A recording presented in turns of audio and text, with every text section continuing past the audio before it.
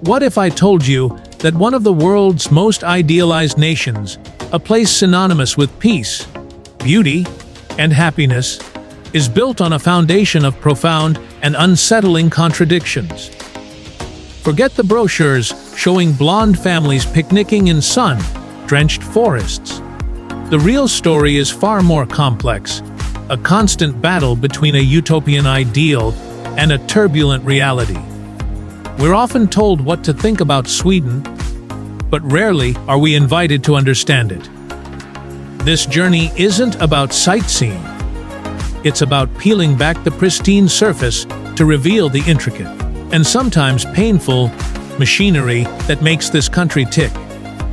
We're going to explore the paradoxes that define Sweden, from its celebrated welfare state to the undeclared wars in its suburbs. Are you ready to look behind the curtain? You arrive in Stockholm, and the first thing that hits you isn't the medieval architecture of Gamla Stan or the impossibly clean air. It's the price of a cup of coffee. $6. A simple plate of pasta. $25. It's an immediate, visceral reminder that paradise has a price tag, and it's steep. The original video I watched pointed this out, citing crippling taxes that can reach 60% for high earners. But to stop there, to just complain about the cost, is to see only the bill and not what it actually buys. This isn't just a tax, it's a membership fee to one of the most ambitious and comprehensive social experiments in human history, the Folkhemmet. The people's home. This concept, championed by Prime Minister Per Albin Hansson in the 1930s, was revolutionary. It sought to transform society into a supportive family, eliminating the sharp edges of class and poverty. It was a direct counter-narrative to the American dream of individual pursuit. The Swedish dream was, and largely remains, one of collective well-being. Those staggering taxes are the very fuel for this engine. They are the bedrock upon which the entire system rests. Let's break it down. We're not just talking about generally good healthcare. We're talking about a system where you pay a small, capped co-payment, a patientavgift, for a doctor's visit, and after you've spent about $130 in a year, most subsequent care is free. It's a system where prescription drugs are heavily subsidized. Of course, this has its own problems, most notably long waiting times for non-urgent surgeries, a constant point of political debate. But the fundamental promise remains: a serious illness will not lead to financial ruin. Then there's education. Higher education at Sweden's world-class universities is entirely tuition-free for Swedish and EU citizens. But it goes deeper. The state provides a system of grants and loans, the CSN, that allows students to support themselves while they study, ensuring that talent isn't shackled by a family's income. It's a monumental investment in human capital. But the crown jewel, the one policy that truly sets Sweden apart and ripples through its entire society, is its parental leave. Imagine 480 days, 16 months, of paid leave to be shared between parents, with 90 of those days reserved specifically for the father. A daddy quota, designed to encourage shared responsibility. When you see a young father, lap papa, pushing a stroller on a Tuesday afternoon, a common sight here, you're not just seeing a man with his child, you're witnessing the tangible result of decades of social policy. You're seeing the return on that 60% investment, a policy that fundamentally reshapes gender roles from the very first day of a child's life. Yet, this comprehensive care creates its own unique paradox, what some Swedes quietly refer to as the golden cage. The safety net is so strong, so all-encompassing, that it can inadvertently stifle the very ambition and risk-taking that builds great fortunes. The state is a silent, ever-present partner in every major life decision. There's a profound sense of security, but this security can feel like a ceiling. This is reinforced by a powerful, unwritten social code known as Jantelagen, or the Law of Jante.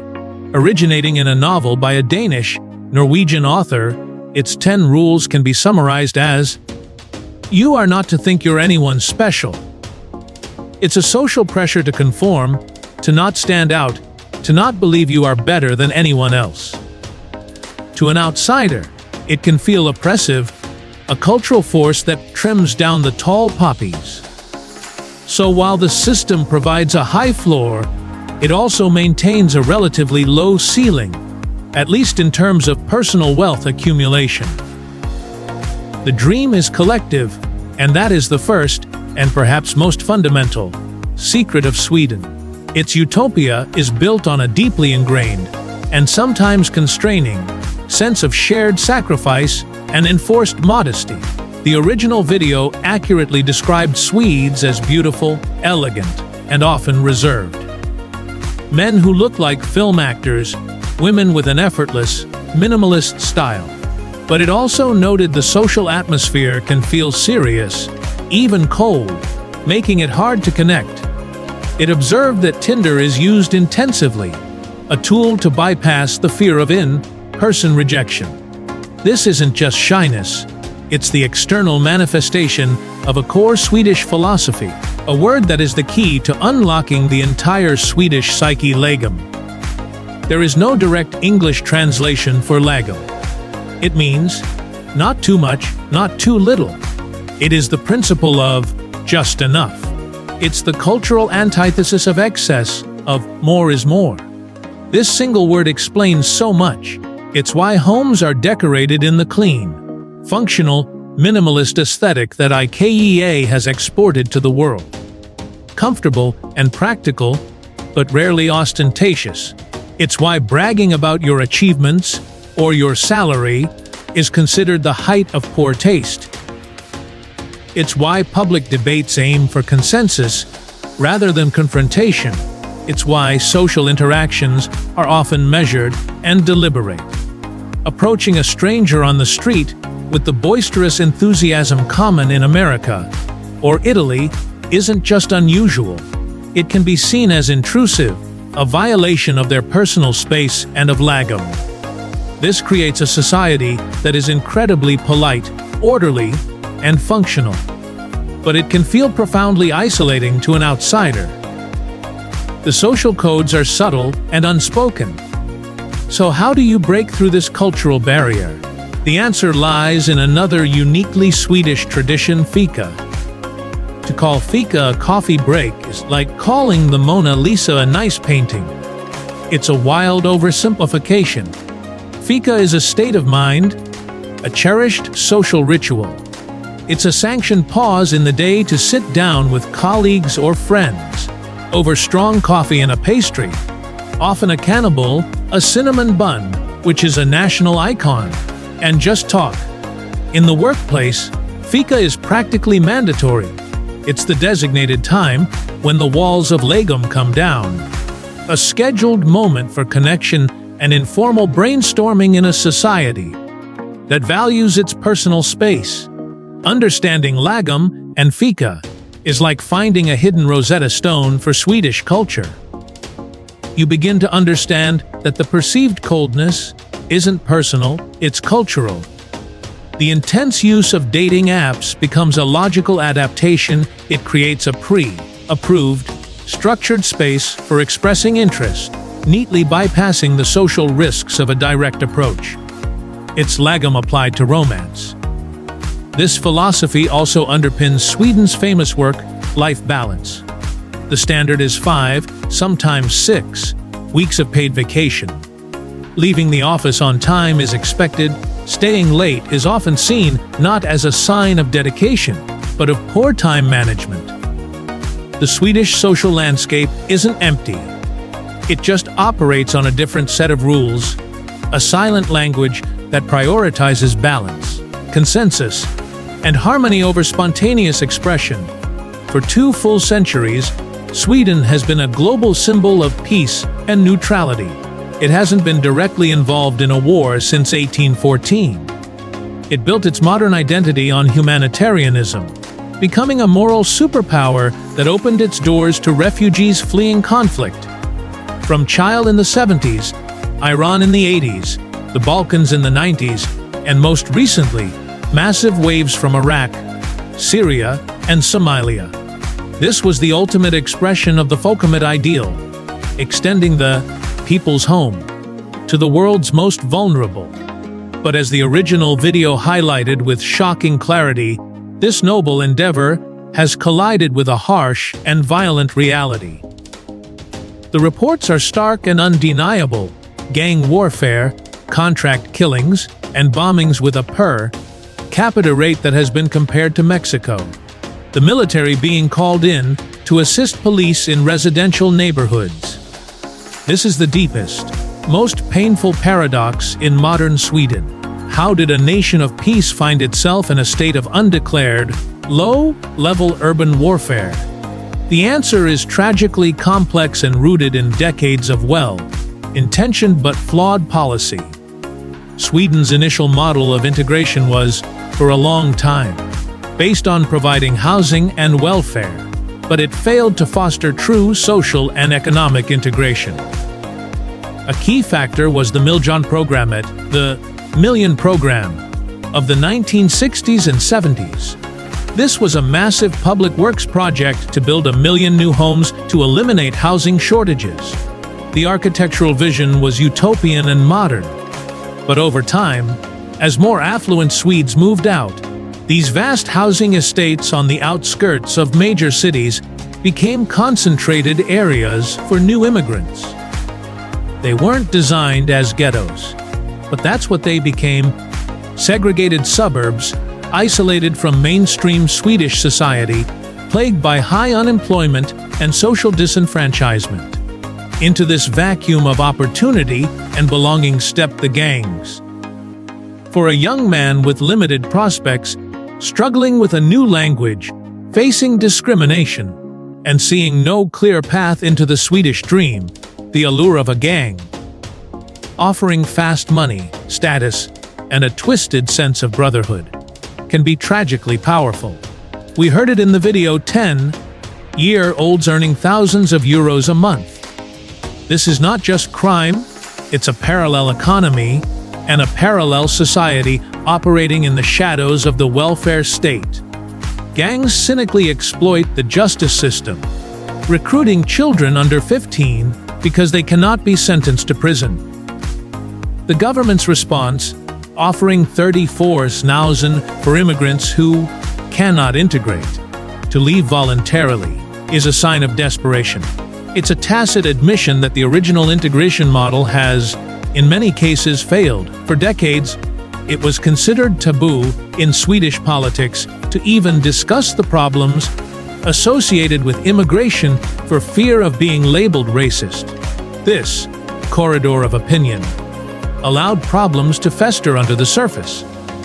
The rise of the anti-immigration Sweden Democrats, a party with roots in the neo-Nazi movement, smashed that taboo, forcing the issue into the open and polarizing a nation that once prided itself on consensus. The tragedy is that the success stories, the countless immigrants who have become the doctors, engineers, and entrepreneurs that Sweden desperately needs to fund its welfare state, are often drowned out by the noise of the bombings and shootings. The challenge for Sweden is not a simple question of being for or against immigration. It's about whether its 20th century model of a homogeneous, high-trust society can adapt to the complex, multicultural reality of the 21st century. While the world's media is focused on Sweden's social challenges, another, quieter revolution is happening, one that fundamentally contradicts the narrative of a struggling nation. The video I analyzed suggested that Sweden's economy is one of the weakest in the EU, citing inflation and high costs. This is a dangerously incomplete picture. In the world of technology and innovation, Sweden is a global titan. It is, without exaggeration, the Silicon Valley of Europe. Think about the services that define modern digital life. Do you listen to music on Spotify? That's Swedish. Have you ever used the Buy Now, Pay Later service? Klarna, Swedish. Did your kids, or maybe you, spend countless hours building worlds in Minecraft? Its creator Mojang is Swedish. Ever called someone on Skype? Co-founded by a Swede. Replaced dairy with oat milk from Oatly, Swedish.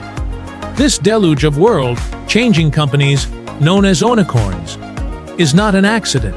It's the direct dividend of the very system we've been discussing.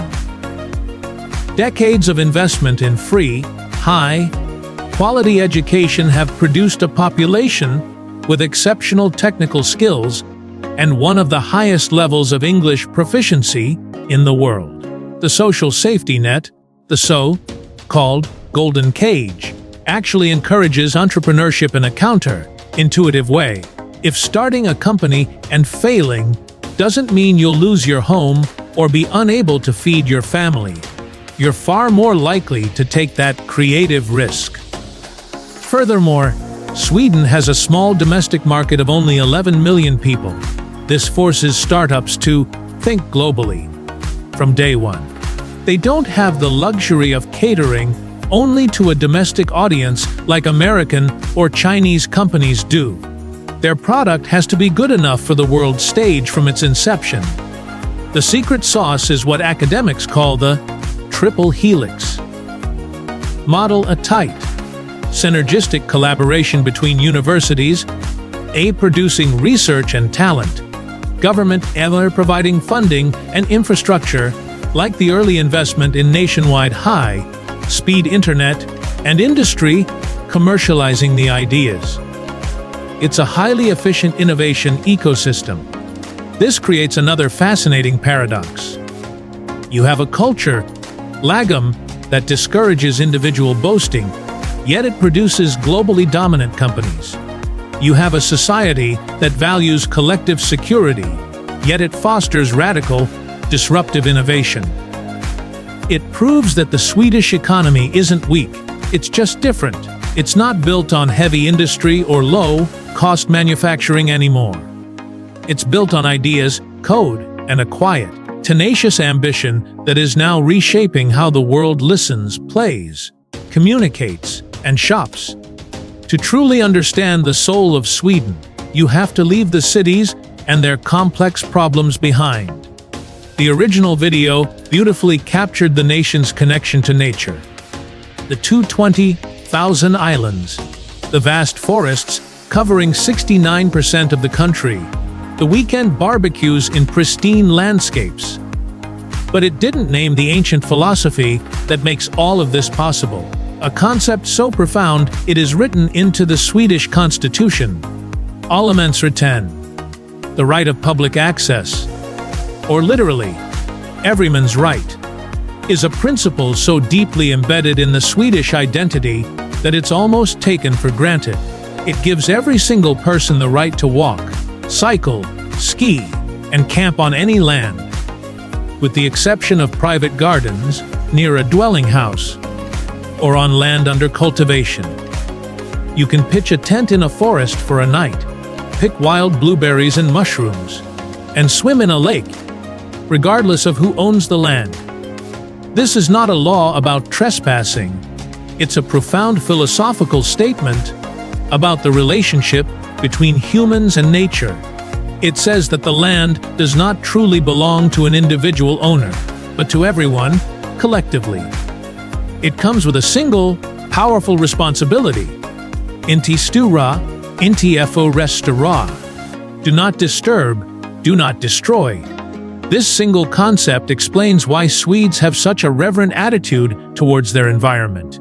It's why they design their wagon-style cars to carry tents and gear into the wild.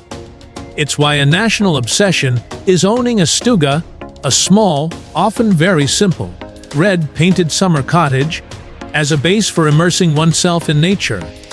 It's why their national anthem praises the sun, thy sky, thy greenlands. Allemansrätten is the perfect antidote to the feeling of the golden cage. While the social system can feel structured and at times confining, the land offers absolute, unparalleled freedom. It's a physical and psychological escape valve. In a world where space and nature are increasingly privatized and commodified, where no trespassing signs proliferate, Sweden holds onto this radical idea of a shared natural heritage. It is perhaps the purest, most tangible expression of the folkhemmet. A home that extends beyond the walls of your house, to the forests, lakes, and islands that define the nation's very being. It is the wild, untamed soul of a highly organized society. Sweden is not a simple story. It is not the fairy tale utopia its admirers claim, nor is it the collapsing state its critics describe. It is a living laboratory, a nation constantly negotiating the profound paradoxes at its heart. It's a place where staggering taxes buy an unparalleled quality of life, where a reserved culture of just enough somehow forges world-beating companies, and where a deep, historic love for peace coexists with the painful, modern struggles of integration. The serene beauty of its landscape hides a society in constant, quiet flux, forever striving for that elusive balance of lagom. It is a testament to the idea that building a better society is not a destination you arrive at, but a difficult, messy, and ongoing process.